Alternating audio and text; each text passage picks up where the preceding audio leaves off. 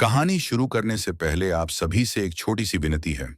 इस वीडियो में जो भी दिखाया जा रहा है उसे आप अपने घर पर बिल्कुल भी करने की कोशिश ना करें। वीडियो पसंद आए तो लाइक जरूर करें और कमेंट में अपना नाम जरूर लिखें। तो चलिए बिना देर किए कहानी शुरू करते हैं। अंधेरी रात थी, आसमान में बादल नहीं थे, फिर भी अचानक बिजली चमकी। एक छोटा सा कमरा और उस कमरे में एक लड़का, सिब्बू। बस ये आखिरी वायर जोड़ लूं, फिर देखना कमाल होगा।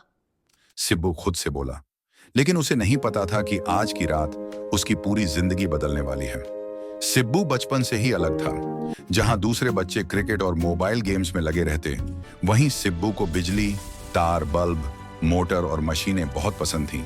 वह कबाड़ से छोटी टॉर्च, पंखा, अलार्म और अजीब अजीब मशीनें बना लेता था। गांव वाले कहते, ये लड़का बड़ा होकर कुछ अलग करेगा, लेकिन सिब्बू को नहीं पता था कि वह हीरो बनने वाला है। उस रात सिब्बू एक नई मशीन बना रहा था। टेबल पर तार बिखरे थे, बैटरी जुड़ी हुई थी और खिड़की से ठंडी हवा आ रही थी।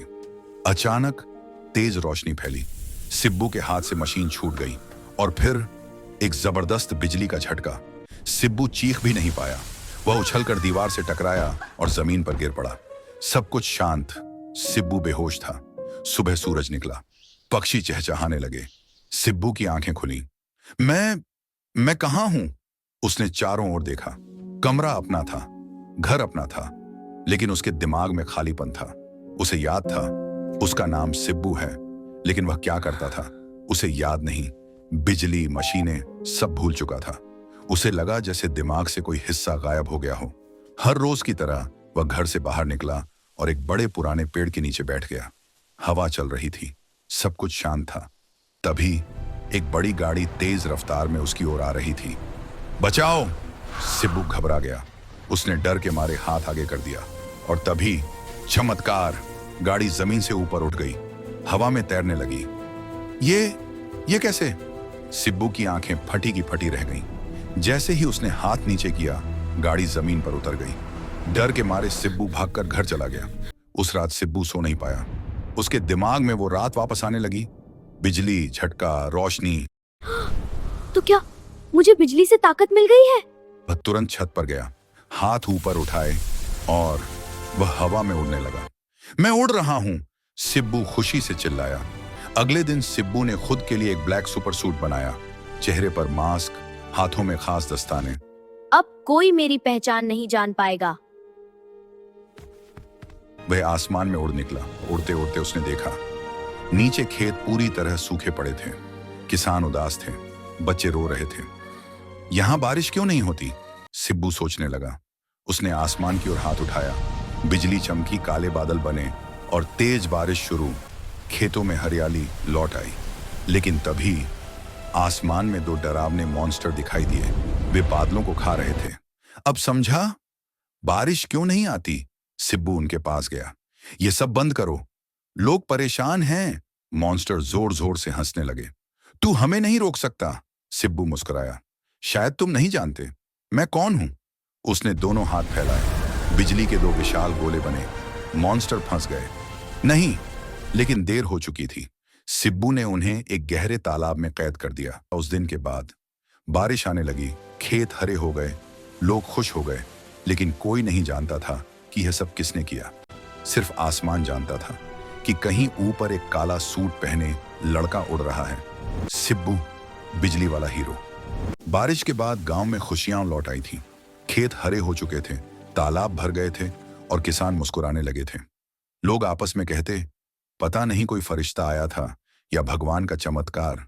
लेकिन किसी को नहीं पता था कि यह सब सिब्बू की वजह से हुआ था।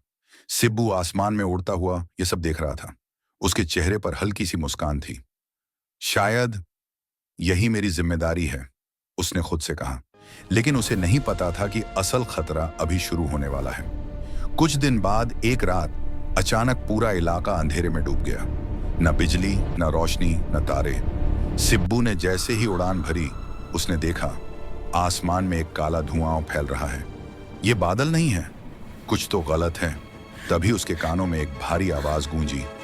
बिजली वाला लड़का, तुमने मेरे मॉन्स्टर को कैद किया है। सिब्बू चौंक गया। तुम कौन हो? उसने जोर से पूछा। धुएं के बीच से एक विशाल परछाई उभरी। धीरे धीरे वह परछाई साफ होने लगी। लाल चमकती आंखें, काले कवच जैसा शरीर और हाथों से निकलती अजीब ऊर्जा। मैं हूं अंधकार सम्राट, और वो मॉन्स्टर मेरे सेवक थे।